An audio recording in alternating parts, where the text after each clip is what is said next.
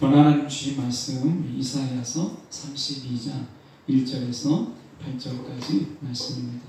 이사야 32장 1절에서 8절까지 말씀. 제가 봉독해 올리겠습니다.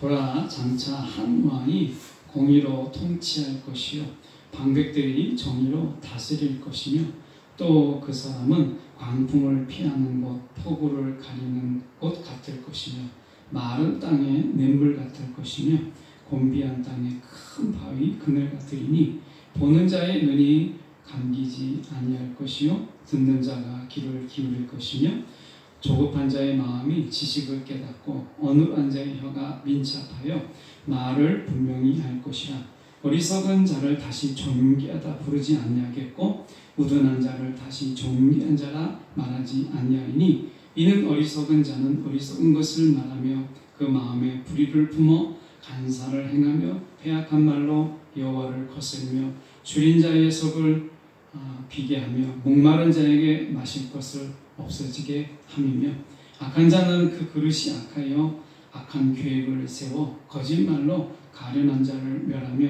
가난한 자가 말을 바르게 할지라도 그리함이거니와 존귀한 자는 존귀한 일을 계획하느니 그는 항상 존귀한 일에 서리라. 아멘. 오늘 이 말씀을 가지고 본래대로라는 제목으로 함께 말씀을 저희가 나누고자 합니다.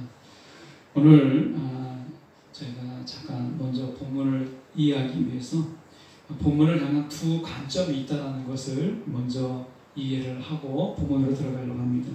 2절에 보시면 내가 그 사람은 이렇게 되어 있습니다. 1절에 보면 장차 한 왕이 이렇게 되어 있죠. 한 왕이니까 한 사람이겠죠. 근데 2절에 그래서 또 그 사람은 이렇게 되어 있을 때 이 그 사람은 한 사람으로 받기도 합니다. 앞에 나와 있는 그 한 왕을 바로 그 사람으로 받았다라고 보는 거죠. 근데 이 번역은 많은 지지를 받고 있지 못해요. 그러니까 여기서 그 사람은 그 사람들, 각각의 그 사람들이라고 하는 단어로 받고 있다는 거예요. 그러면 2절의 그 사람은 후자의 1절 하반절에 나와 있는 방백들을 받는 것이라고 볼 수 있어요. 그러니까 한 왕을 받는다면 그 사람이고 방백들이라고 한다면 각각의 그 사람들이 되겠죠. 이 번역은 다 가능한데 보통 그 전에 번역됐던 것들은 한 왕을 받는 것이라고 보는 거고 최근에 번역된 번역들은 방백들을 받는 그 사람들로 봤습니다. 저는 오늘 이 본문을 제가 볼 때 그 사람들이라고 하는 방백들을 받은 것으로 제가 본문을 이해하고 본문을 설명하려고 합니다. 그 사람이라고 해서 틀린 건 아닌데 해석이 나눠진다. 그러면 하나를 택해야 되는데 저는 그 사람들이라고 하는 것으로 제가 말씀을 전하려고 합니다. 오늘 말씀에 우리가 1절의 말씀에 보면 보라, 장차 한 왕이 공의로 통치할 것이요 방백들이 정의로 다스릴 것이며 이렇게 말씀하죠. 하나님 나라에 두 축이 있다면 하나는 공의요 하나는 정의죠. 공의와 정의는 하나님 나라의 두 기둥과 같은 하나님의 나라의 이 두 기둥 같은 것이죠. 근데 1절을 공동 번역으로 제가 이렇게 좀 옮겨보면 이렇게 됩니다. 왕이 정의로 다스리는 날, 다시 말하면 고관들이 법대로 나라를 보는 날이 온다. 이렇게 되어 있습니다. 그러니까 이 이야기가 무엇이냐면 우리가 이사야 32장 그 전후 문맥을 보면 이것은 이제 이스라엘 지도자들에 대한 하나님의 그 심판의 말씀이고 그리고 이 지도자들 특히 이스라엘의 이런 지도자들이 하나님의 뜻을 어기고 그리고 하나님이 지도자로 세웠음에도 불구하고 그 지도자 역할을 감당하지 못하는 그런 자들에 대해서 하나님이 말씀하시는 것이기 때문에 예수님이 이 땅에 오시게 되면 무엇이 먼저 해보게 되느냐? 지도자들, 그러니까 예수님과 함께 다스림을 함께 예수님과 함께 왕노릇하는 자들을 이야기하는 거죠. 예수님께서 이 땅에 오시면 우리가 예수님과 함께 왕노릇하는 자들로 세업을 받죠. 그러니까 통치가 달라지는 거예요. 그래서 한 왕이 이 땅에 오심을 통해서 무엇이 달라지느냐면 다스리는 자들, 이 고관들, 방백들이 어떻게 다스리느냐 법대로 나라를 보게 된다. 이렇게 돼 있어요. 지금도 법대로 하죠.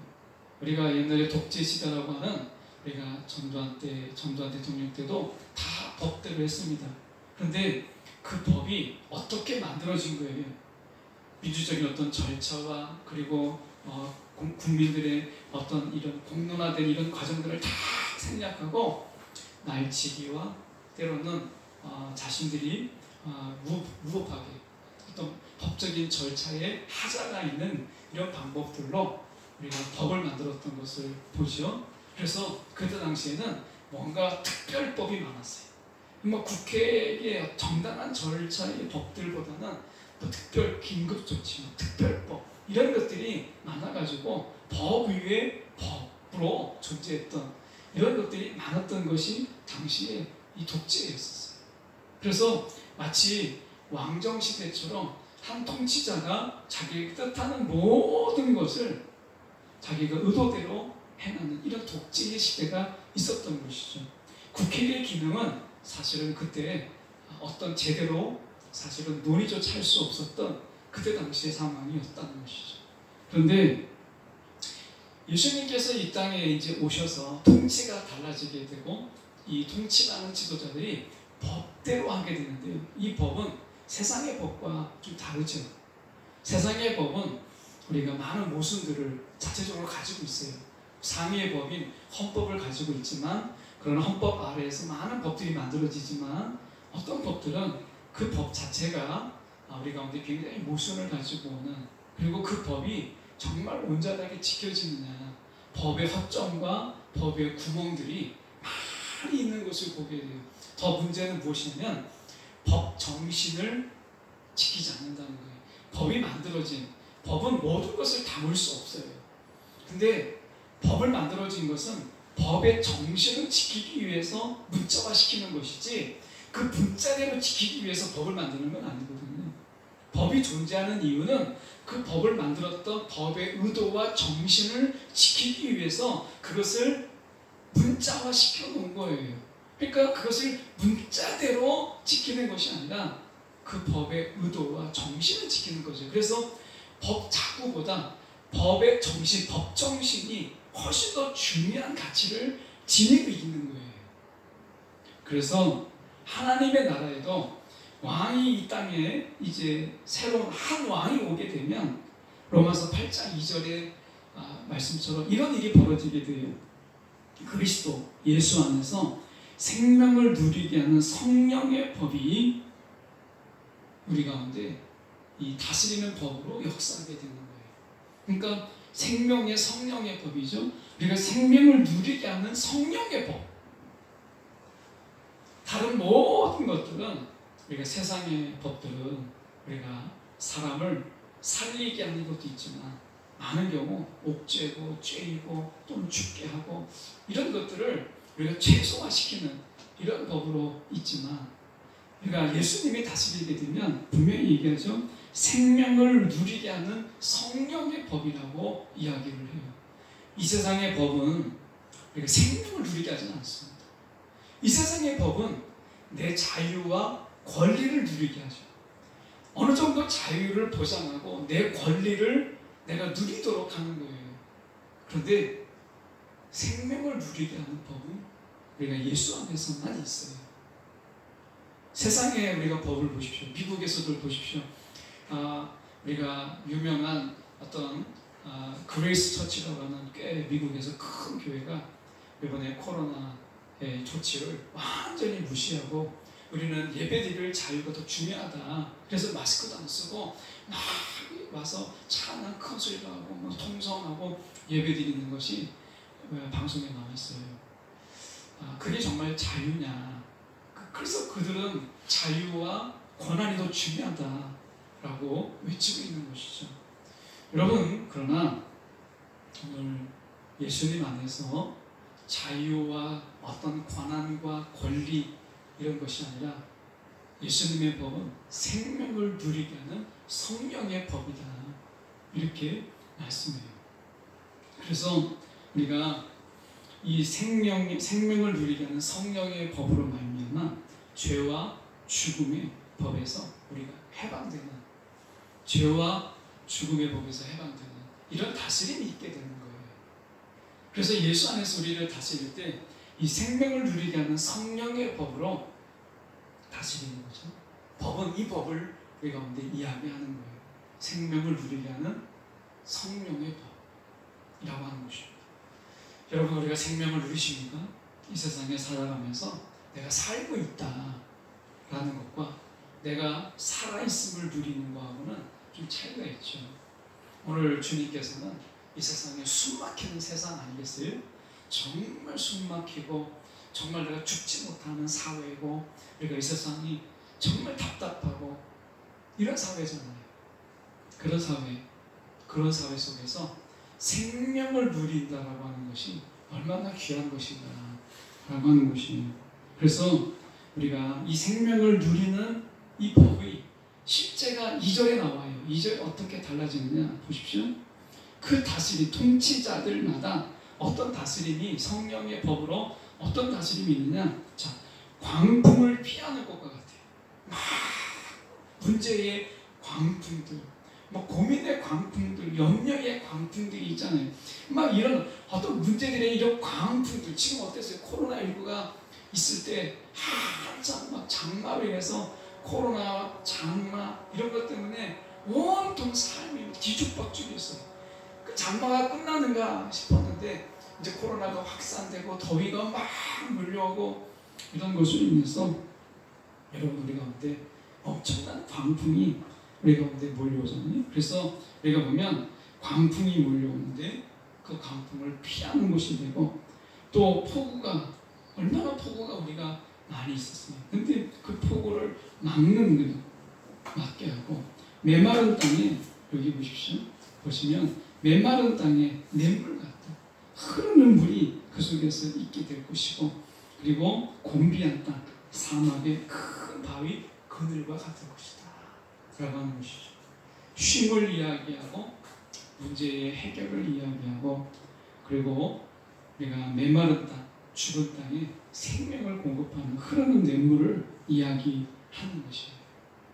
여러분, 폭우 속에서 우리가 폭우를 막는, 위험으로부터 우리를 막아주는 이런 역할들을, 이런 방백들을 통해서 성령의 법으로, 생명을 이루는 성령의 법으로 우리 가운데 다스리시는 것이에요.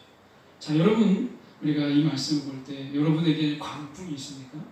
여러분은 막 폭풍우처럼 내게 막 문제들이 몰려와서 어떻게 할 수가 없는, 일어설 수 없는 이런 어떤 내가 원하지 않는 곳으로 막 나를 이끌고 가는 엄청난 바람, 이런 거죠. 여러분, 이런 것 때문에 앞으로 한 걸음도 나가지 못하고 뒷걸음들만 치는 이런 여러분 광풍 앞에 있습니까? 아니면 폭우처럼 내 목을, 내 입술까지 지금 막 물이 차서 숨통을 쪼이는 이런 속에 여러분이 있습니까? 아니면 정말 내 속에서 마른 땅으로 목마름으로 있으면서 정말 마실 물이 없는 이런 어떤 목마름으로 여러분이 메마름으로 있습니까? 아니면 여러분 사막처럼 막 내리치는 곳 속에서 내가 그늘조차 없는 이런 땡볕 속에서 진땀을 흘리며 내가 막 어지럽고 정신을 못 차리는 가운데 있습니까? 아마 우리는 이 네 가지 중에 하나에 해당될 거예요. 이것은 네 가지의 문제는 모든 문제를 다 얘기하는 거예요. 동서남북이 온 세상을 이야기하는 것처럼 이 네 가지의 문제는 우리가 도저히 풀 수 없는 문제, 우리가 도저히 해결할 수 없는 문제, 우리가 어떻게 스스로 그것을 우리가 좀 헤쳐나갈 수 없는 이런 문제들을 이야기합니다. 여러분, 우리가 이 세상을 살아갈 때 이런 문제들이 우리 가운데 놓여 있게 돼요. 이런 일을 우리가 맞부딪히게 되고 이것을 직면하기도 해요. 여러분, 여러분 가운데 어떤 문제가 있습니까? 내가 해결할 수 없는 가운데 정말 죽음 같은 이 산다는 게 뭔지, 도대체 살아있다는 것이 무엇인지를 느끼지 못할 만큼 이러한 문제들이 우리를 에워싸고 있어요.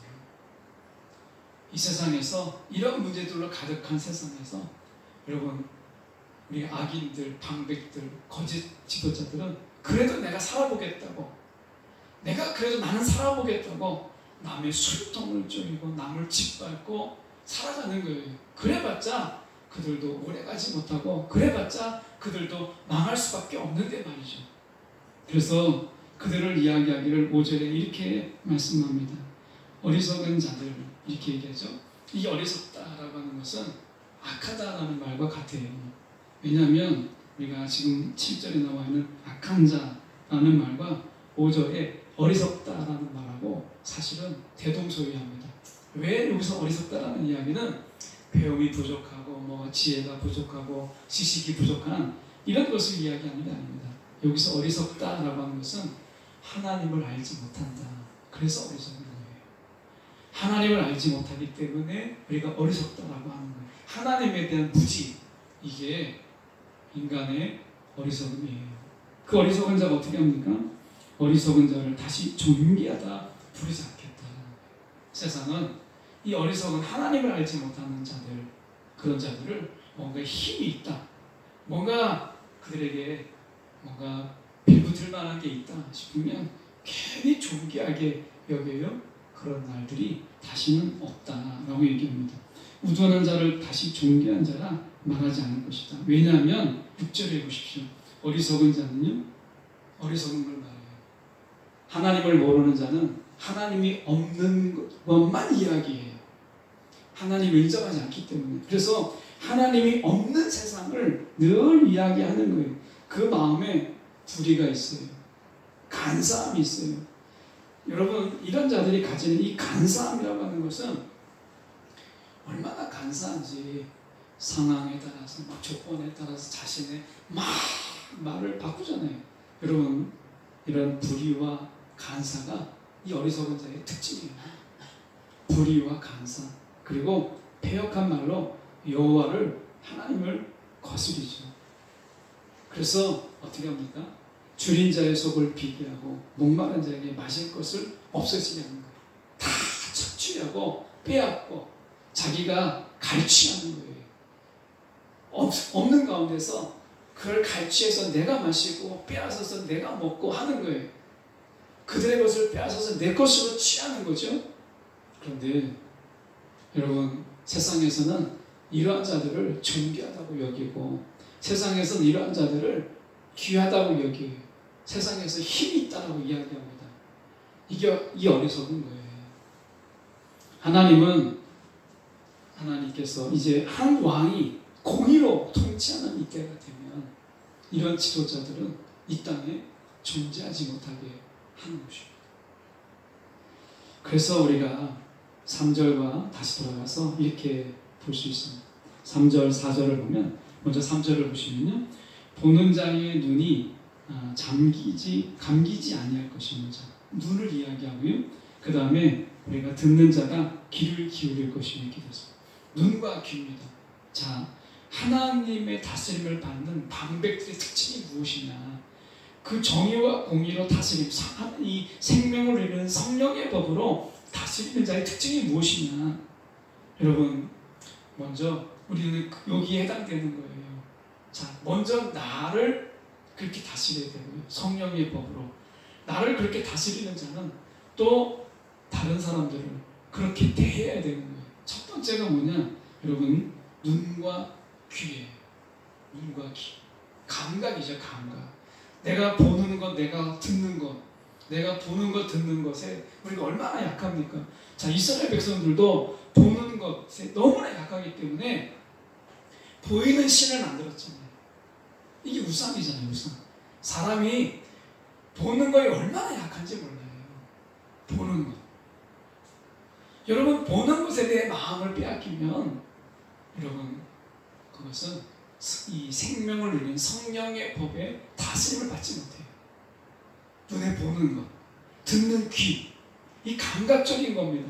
내 사람은요, 이 어떤 것보다도 가장 먼저 와 있어요. 4절을 보세요.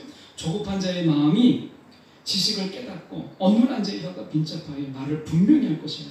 분명한 의도와, 그리고 우리가 보면 이 4절에 보면 지식을 깨닫는 것, 지식을 깨닫고 뭔가 분명한 의도를 갖는 이런 이성적이고 뭔가 사려 깊은 것보다 지금 이 생명을 누리는 성령의 법으로 다스림 받는 자의 특징이 눈과 귀에 먼저 있어요.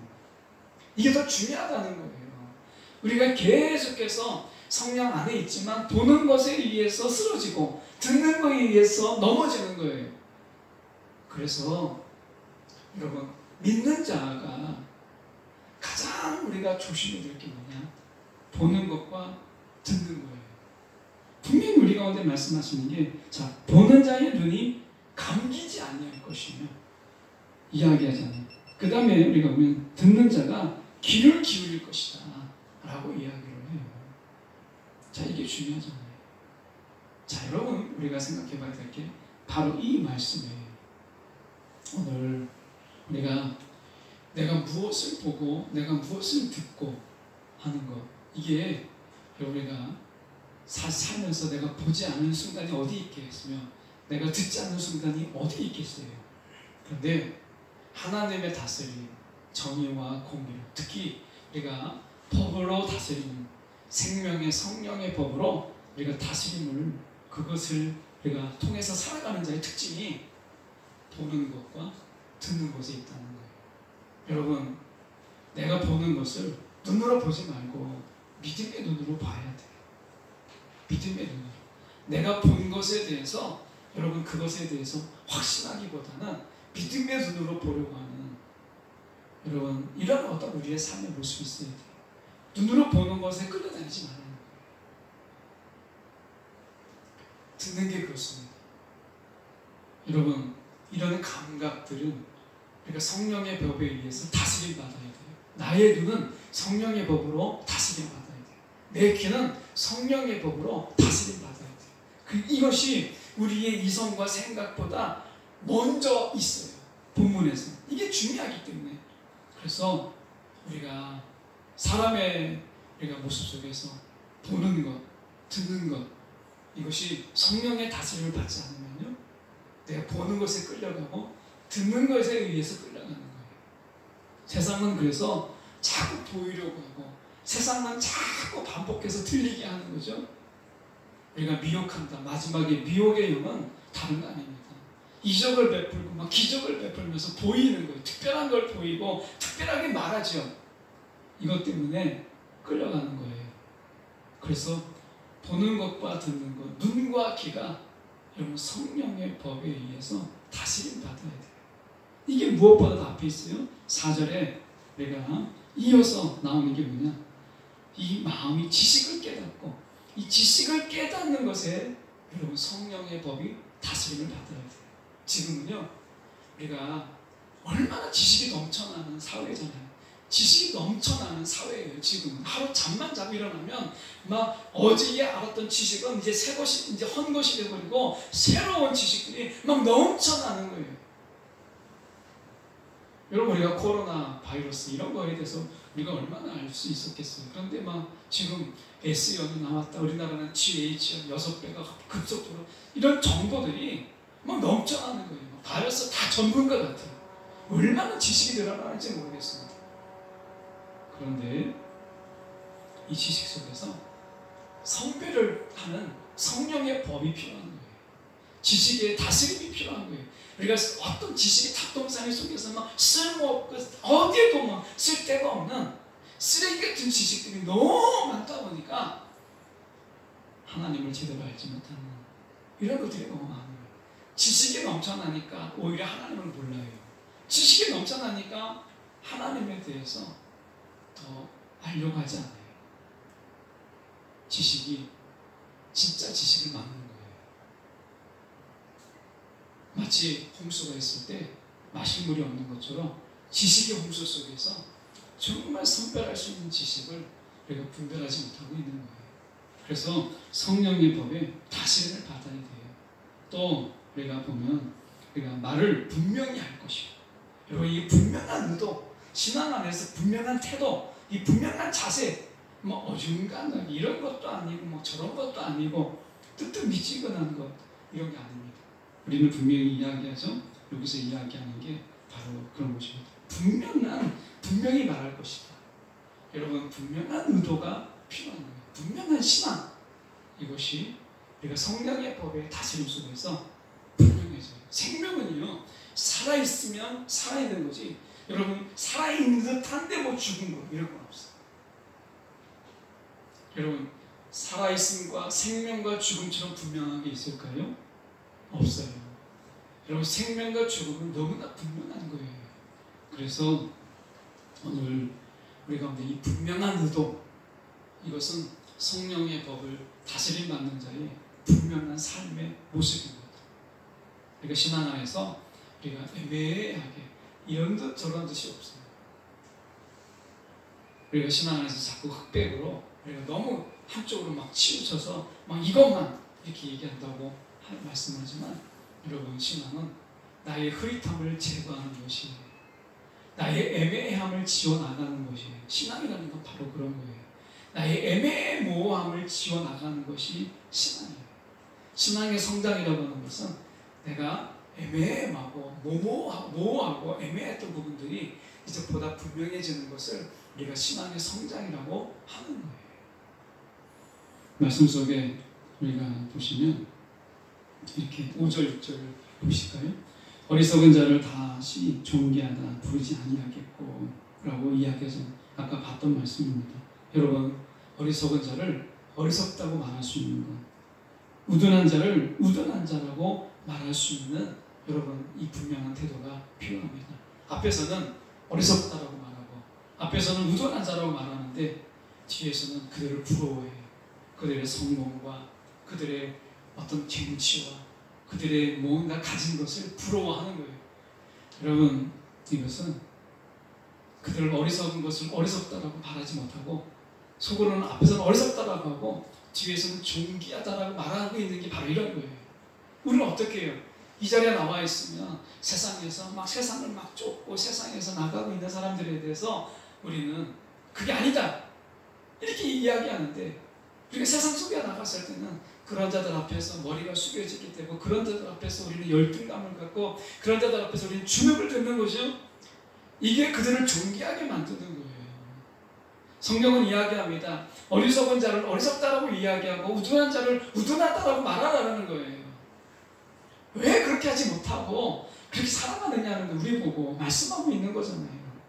여러분, 어리석은 자를 어리석다라고 말하지 못하고 존귀하다고 말하고 우둔한 자를 우둔하다라고 말하지 못하고 존귀한 자라고 말하는 우리 안에 이 간사함을 여러분, 성령의 법으로 다스림 받아야 돼요. 이게 하나님 주님 안에서 예수 그리스도 안에서 왕노릇하는 자의 삶이라는 거예요.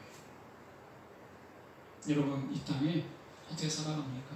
이게 우리의 하나님 우리 가운데 그리스도 안에서 본래 우리 가운데 계획했던 본래의 모습이 본래대로 돌아가는 거죠. 그런데 본래대로 돌아가기보다는 자꾸 머뭇거리는 모습들이, 여러분, 우리 가운데 세상의 법을 자꾸, 세상의 법이라고 하는 것, 헌법, 뭐 형사법, 민법 이런 걸 이야기하는 게 아닙니다. 세상의 가치의 법이 있죠. 세상의 가치의 법에 자꾸 내가 끌려가는 거예요. 여러분, 세상의 가치의 법을 내가 끌려가지 않고 생명을 누리게 하는 성령의 법에 내가 다스림 받고 있다는 것을 기억하셔야 돼요. 그래서 우리 가운데 이렇게 말씀하는 것입니다. 8절을 우리가 7절을 잠깐 보시면 이렇게 합니다. 악한 자는 그 그릇이 악하여 악한 계획을 세워, 이렇게 되어 있는데, 제가 다른 번역을 좀 참조해서 보면 이렇게 되어 있습니다. 이 번역이 참 재미있게 번역이 되어 있는데, 악한 사람은 악을 도구처럼 이용한다, 이렇게 번역했어요. 악한 사람은 악을 도구처럼 이용한다. 악한 사람은요, 악을 도구로 사용해요. 자신의 도구로. 그 도구로 다른 사람을 막 악으로 찔러대고 악으로 패고 악으로 그들을 막 여러분, 악인은요, 그 도구가 악이에요. 그래서 잔인하고, 그래서 무섭고, 그래서 때로는 두렵기도 하죠. 여러분, 악한 자가 악을 도구로 사용하니까 그 안에서는 가련한 자를 멸하고 가난한 자를 우리가 업신여기는 거예요. 가난한 자의 말을 듣지 않는 거예요. 여러분, 혹시 우리가 선하다라고 말하면서 악을 도구로 사용하고 계시지 않습니까? 오늘 그렇다면 악한 자예요. 우리의 도구 또한 말씀, 또 우리 안에 성령이 우리 안에 성령의 법이 우리가 계획하고 우리가 뭔가 살아가는 기준이 되어 있는 거죠. 그래서 8절에 보면 존귀한 자는 존귀 여김을 받는 자는, 우리가 이런 말이죠. 존귀 여김을 받는 자, 예수 안에서 존귀 여김을 받는 자는 존귀한 일을 계획해요. 항상 존귀한 일에 서요. 여러분, 오늘 우리가 한 왕을 정말 고대하고 예수 그리스도를 우리 안에서 다스려 주시기를 원하는, 그래서 마라나타의 심정으로 오늘 살아가고 계십니까? 그렇다면 정의와 공의라고 하는 생명을 누리게 하는 성령의 법 안에서 먼저 내 마음을, 내가 보고 듣는 것을 다스림 받으십시오. 내 생각과 마음을 성령의 법으로 다스림을 받으십시오. 그래야 내 손에 쥐어져 있는 악한 도구를 내려놓을 수 있어요. 여러분, 세상의 방백들을 보십시오. 어떻게 합니까? 법이라고 하는, 법을 좀 안다라고 하는 사람은 법을 악의 도구로 사용해서 어려운 자, 가난한 자를 짓밟아요. 구약이 그랬잖아요. 여러분, 그들의 손에 잡힌 모든 것은 악의 도구예요. 오늘 우리는 존귀 여김을 받는 자예요. 생명의 성령의 법으로 다스림을 받는 자예요. 그렇다면 내가 보고 듣는 것부터 성령의 법을 다스림 받으세요. 그리고 내가 아는 지식, 내가 말하고 있는 이 분명한 애매모호한 의도를 버리고 분명한 의도로 여러분 말하는 이 말을 성령으로부터 배우세요. 오늘 생명을 이루는 성령의 법이 이미 우리 가운데 있어요. 이 다스림 속에서 먼저 나를 다스리고, 그리고 여러분이가 공동체를 다스리고, 그리고 지역을 다스릴 때 그 안에서 생명의 누림이 있는 거예요. 오늘 우리가 법이라고 하는 세상의 법, 세상의 법의 가치죠. 세상의 가치. 세상의 법은 다 세상의 가치를 담고 있기 마련이에요. 그런데 여러분, 우리가 생명을 누리는 성령의 법은 하나님의 나라의 가치를 담고 있어요. 그 안에 정의가 있고, 그 안에 공의가 있고, 그 안에 살아있고, 그 안에 구별이 있는 거예요. 오늘 저와 여러분이 세상의 가치에 끌려다니는 그런 어리석은 자가 되지 마십시오. 오늘 주님은 분명히 이야기합니다. 앞에서는 어리석은 자요, 우둔한 자라고 손가락질 하면서 뒤에서는 존귀한 자다 말하지 말라는 거예요. 그렇게 대우하지 말라는 거예요. 하나님 우리 가운데 이야기합니다. 우리가 존귀 여김을 받는 자다, 너희가 존귀한 자다 라고 말씀하세요. 우리가 하나님 안에서 존귀한 자이니 여러분, 존귀한 계획을 세우고 존귀한 일을 해나가는 자인 것을 기억하십시오. 오늘 생명을 이루는 성령의 법이 오늘 저와 여러분이 진정한 그 법 아래 있음을 고백하고 그 법대로 살아가는 이 본래의 삶을 회복하는 저와 여러분 되기를 간절히 소망합니다. 기도하겠습니다. 사랑이 많으신 하나님 아버지, 앞에서는 분명히 마라나타, 아멘 주여 어서 오시옵소서 주님의 다스림을 간구하는데, 우리의 눈과 귀에는 세상의 가치가, 세상에 보이는 화려함이, 세상에서 보이는 그 아름다움이 아버지 우리의 눈과 귀에 꽉 박혀서, 인이 박혀서 도저히 다른 것을 볼 수 없고 다른 것을 들을 수 없이 그렇게 살아갑니다. 우리의 생각 밑바닥에는 얼마나 세상의 가치의 법이 자리 잡고 있는지, 아버지의 다른 법이 보이지 않습니다. 정의와 공의는 그래서 늘 우리 가운데 허망한 말들로 공허한 외치게 될 수밖에 없음을 주님 앞에 고백합니다. 주여 하나님 아버지, 생명을 누리는 생명의 성령의 법이 우리 가운데 있게 하사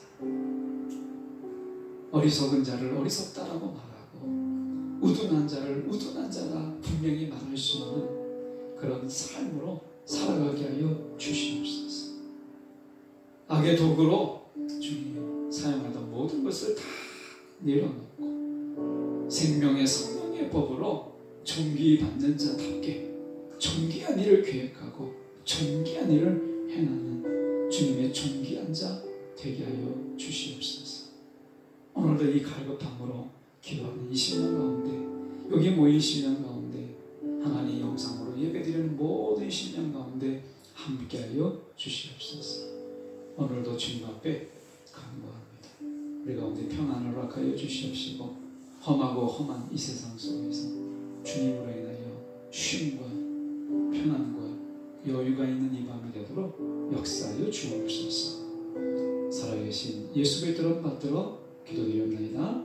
아멘.